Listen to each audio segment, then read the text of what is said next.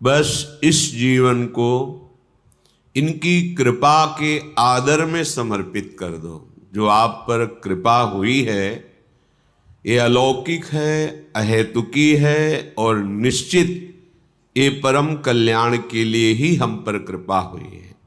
जब जिस जीव के आवागमन चक्र का अंतिम जन्म होता है तो उसे नाम रूप लीला धाम का महामहिम स्वरूप श्रवण कथन करने का सौभाग्य, संत समागम और आराधना उपासना पद्धति ये प्राप्त होती है। महापुरुषों के वचनों के अनुसार जो हमें प्राप्त है ये हमारे अंतिम जन्म की सूचना है। यदि हम कृपा का आदर करते हुए जो उपासना पद्धति मिली है उसमें अपने जीवन को अर्पित कर दे तो प्रियालाल की अहेतुकी कृपा से ये हमारा आखिरी जन्म होगा। दुख क्लेश अशांति सदा सदा के लिए मिट जाएंगे।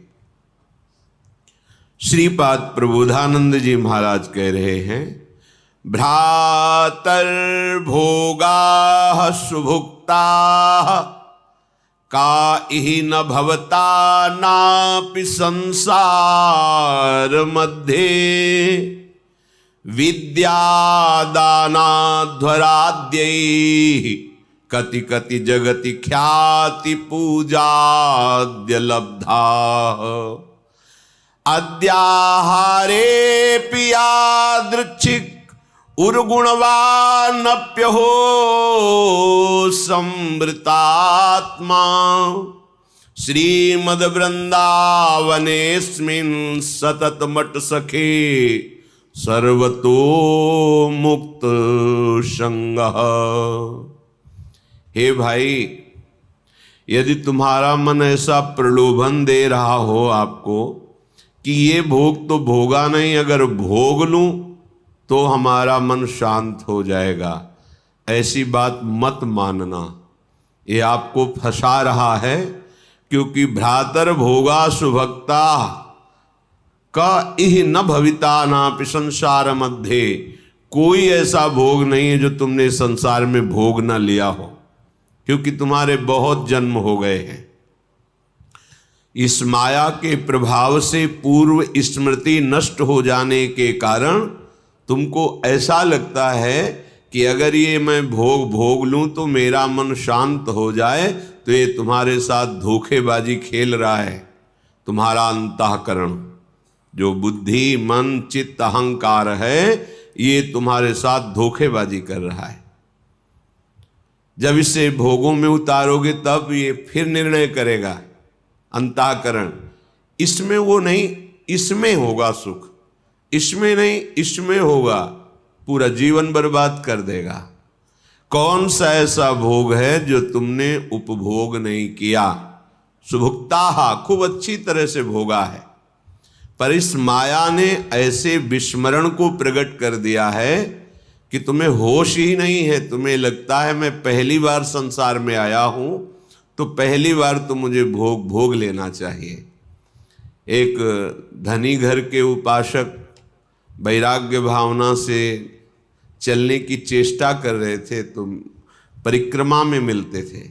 एक बार उन्होंने कहा, मेरा मन ऐसा कहता है, जैसा ये महापुरुष जन इशारा करते हैं कि एक बार तो मैं भोग के देख लूं तो अपने मन को समझा लूंगा।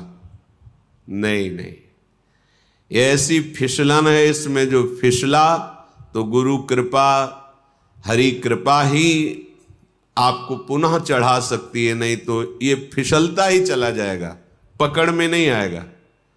फिर आप ये उत्साह भी खो देंगे कि मुझे परमार्थ में चलना है। देख लेना, ये उत्साह भी खो देंगे। जैसे जैसे आप धर्मयुक्त विषयों का सेवन और अधार्मिक क्रियाओं का त्याग, वैसे वैसे आप में एक ऊर्जा शक्ति, एक अध्यात्म बल, निर्णय करने की शक्ति, दुखों को सहने की शक्ति, कोई तुम्हें परास्त नहीं कर सकता, ऐसा एक ओज तेज बल ये प्रकट हो जाएगा। ये जो आप निराश हताश उदास इसी मन की सलाह के कारण हुए हैं। इसलिए हे उपासक, हे भाई, तुमने सब भोग भोग लिए हैं, मन की इस चाल में मत फंसना। ये तुम्हारा जन्म केवल भगवत प्राप्ति के लिए है, प्रभु को रिझाने के लिए है। कभी मान बड़ाई में, कभी भोग वासना में, कभी शरीराभिमान में, कभी मोह ममता, ये ऐसे फंसाती रहती माया। विद्यादानाध्वराद्यैः कति कति जगति ख्याति पूजाद्य लब्धा।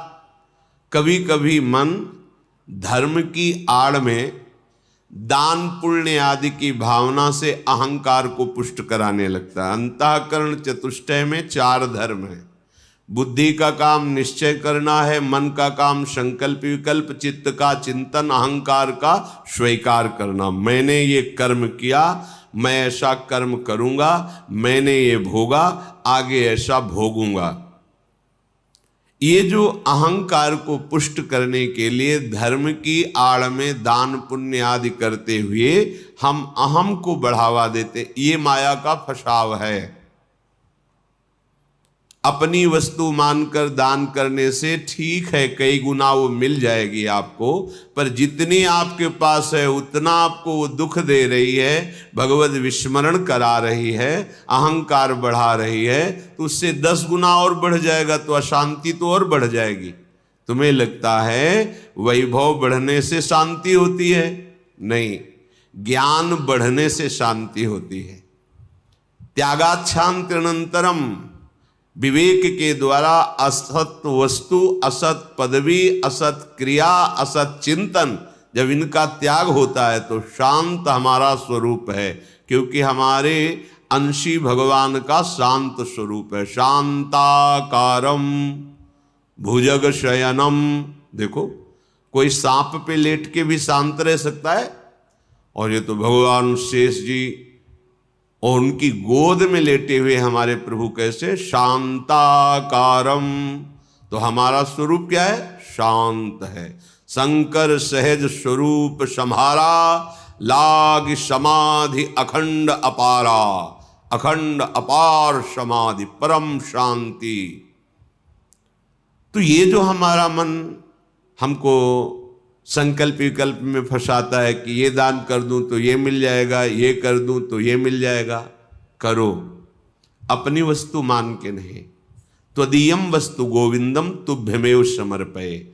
हे गोविंद, हे प्रियाजू, आपके द्वारा जो सेवा सामग्री दी गई है वो सेवा सामग्री आपके चरणों में समर्पित है। इससे आपको भगवत प्रेम मिलेगा, भगवत कृपा मिलेगी, आप महान शांति को प्राप्त होंगे। क्रिया वही है, अपनी वस्तु मान के दोगे तो कई गुना बढ़ के मिलेगी, और प्रभु की वस्तु मान के दोगे तो प्रभु मिल जाएंगे, जो परम लाभ है। इस मनुष्य जीवन का परम लाभ भगवत प्राप्ति है।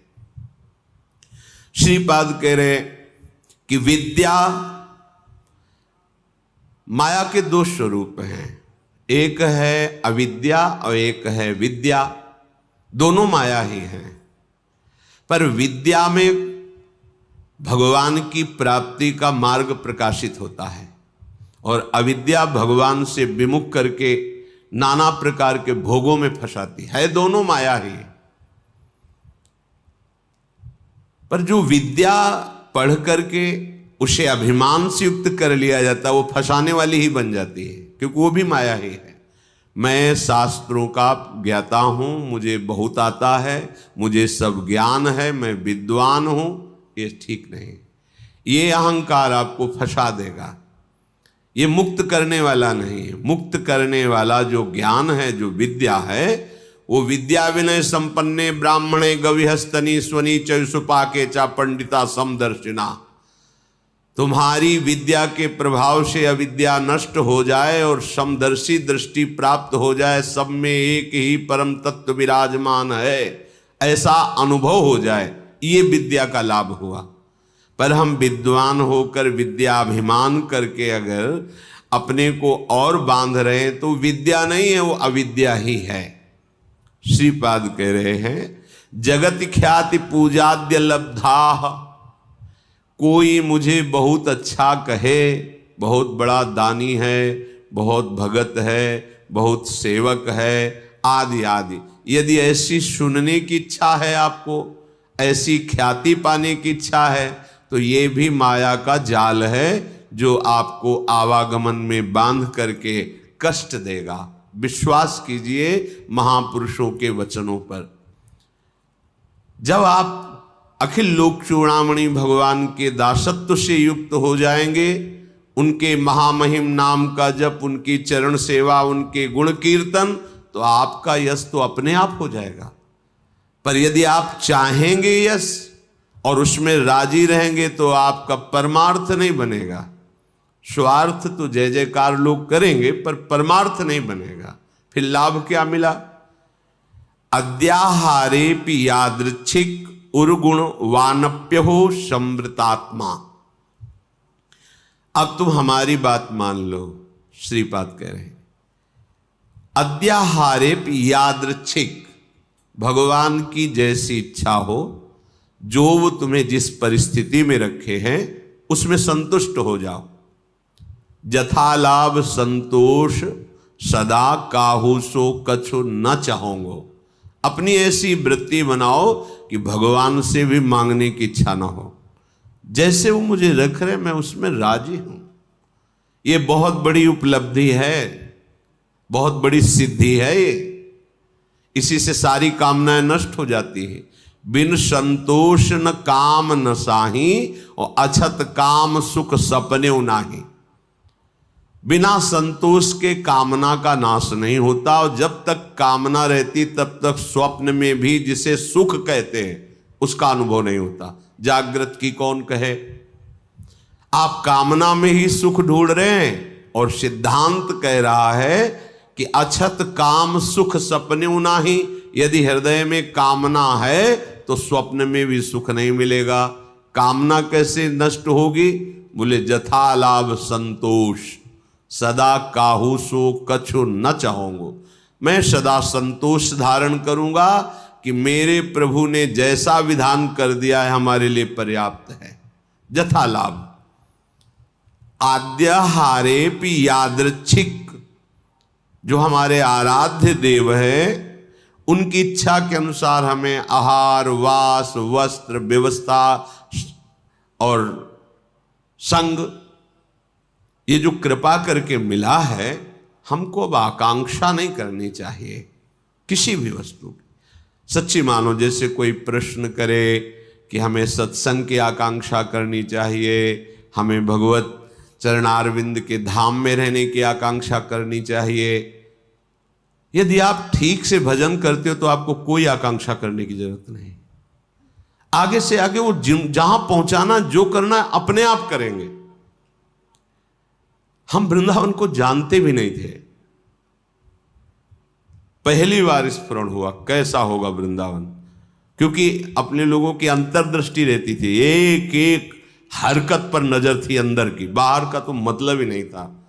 भगवान की ऐसी असीम कृपा रही है कि यौवन अवस्था में कभी कहीं भरपेट भोजन मिला हो तो मिला हो, ना कोई गर्म कपड़े पहनना, ना जीवन में कभी पंखा चलाना।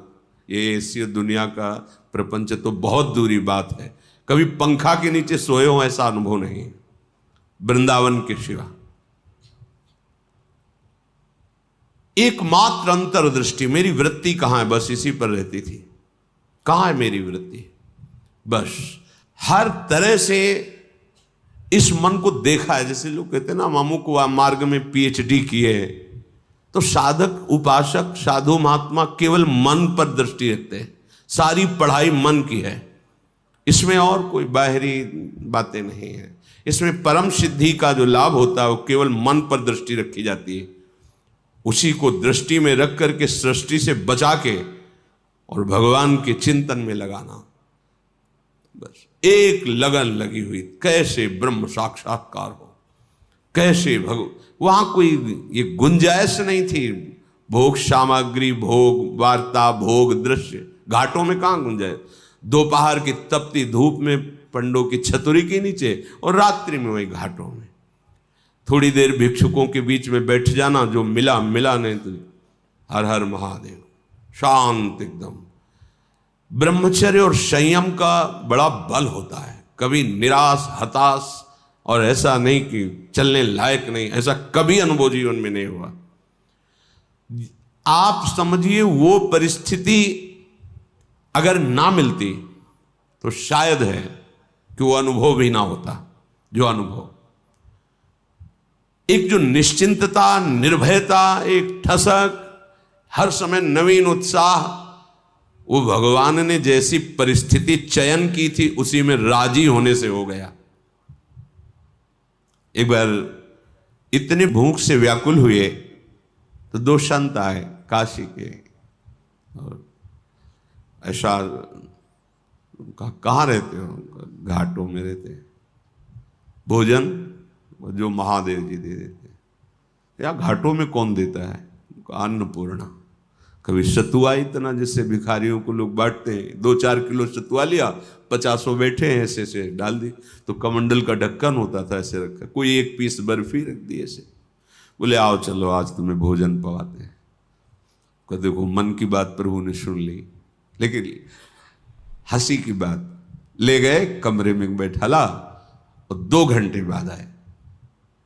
रात हो गई थी, शाम के बैठते थे जाके, और आए, बोले हमारे यहाँ तो प्याज लहसुन बनता है, आप खाते हैं? ये तो नहीं बन। अच्छा महादेव। हाँ निकले, खूब हंसे कि ए मन, देखा तेरी चालबाजी नहीं चली। नियम लिया था कहीं नहीं जाएंगे, पर इतनी व्यवस्था हम अपनी तरफ से ले गए, और देखा तुम्हें उत्तर दिया महादेव, चल आज के बाद कोई बुलाए भी तो नहीं जाला है। जथा लाभ संतोष सदा काहो, ये बहुत बड़ी उपलब्धि का मार्ग है। चाहे गृहस्थ हो चाहे विरक्त हो, जैसी परिस्थिति प्रभु ने दी है, सच्ची मानिए तुम्हारे कल्याण के लिए वैसी परिस्थिति आवश्यक है। आप कह सकते हो बड़ा घर में प्रतिकूलता रहती, जरूरी है प्रतिकूलता। भगवत प्राप्ति के लिए जो तुम्हें प्रतिकूलता मिली जरूरी है, बड़े बड़े सिद्ध भक्तों को मिली है। आप तो अभी भक्ति के मार्ग में कदम रखना चाहते हैं, और जो भक्ति के सुभट हैं उनके साथ भारी से भारी प्रतिकूलता हुई। हम प्रतिकूलता का निरादर न करें, वो भगवत कृपा है जो मुझे दलदल से निकाल रही है। सबका स्वरूप सामने आ रहा है। रहीमन विपदा हो भली, जो थोड़े दिन होए, हित अनहित या जगत में जान परे सब कोय। तो अद्याहारेपि यादृच्छिक उर्गुण वा नप्यहो समृतात्मा। जब आपको जैसी परिस्थिति में रखा गया उसके बदलने के लिए आप दिखावा न कर दे। दिखावा होता है।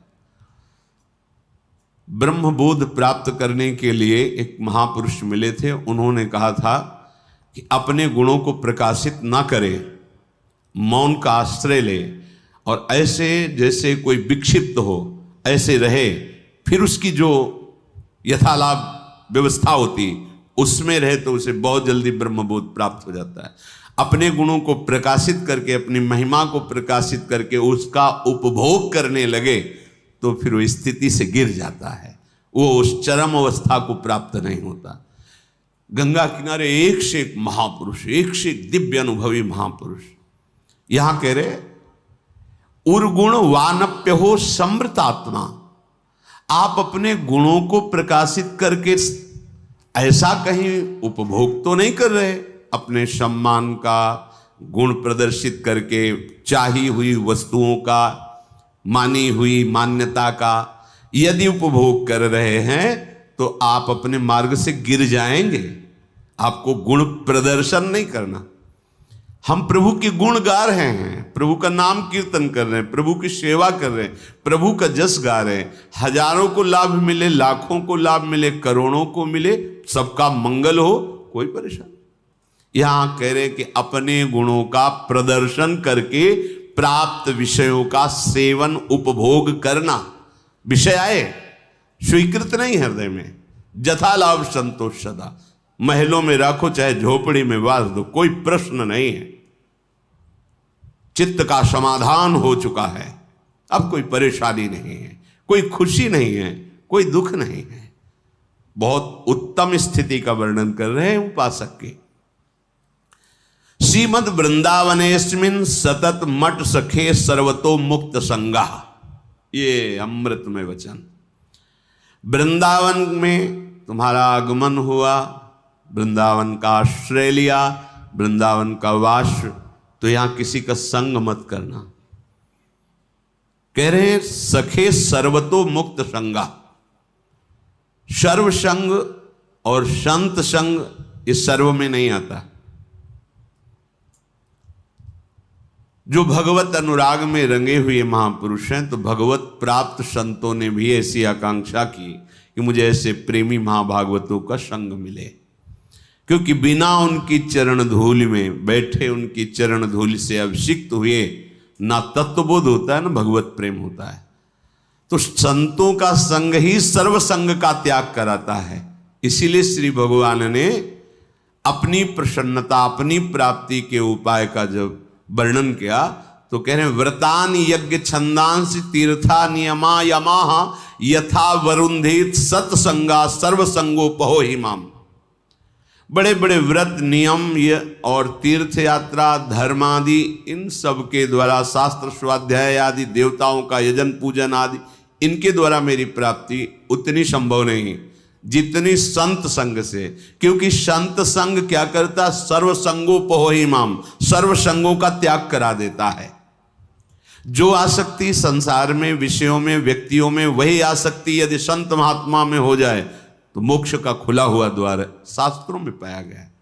तो यहां जो सखे सर्वतो मुक्त संगा, उसका भाव है जो प्रभु से विमुख जन है उनसे हमारा परिचय भी नहीं होना चाहिए। वृंदावन ऐसे रहे मनो चिन्हारो नाई, हम नहीं पहचानते किसी को, नेत्र नीचे हैं, अपने मार्ग को देख रहे हैं और अपने प्रिया प्रीतम का स्मरण कर रहे हैं।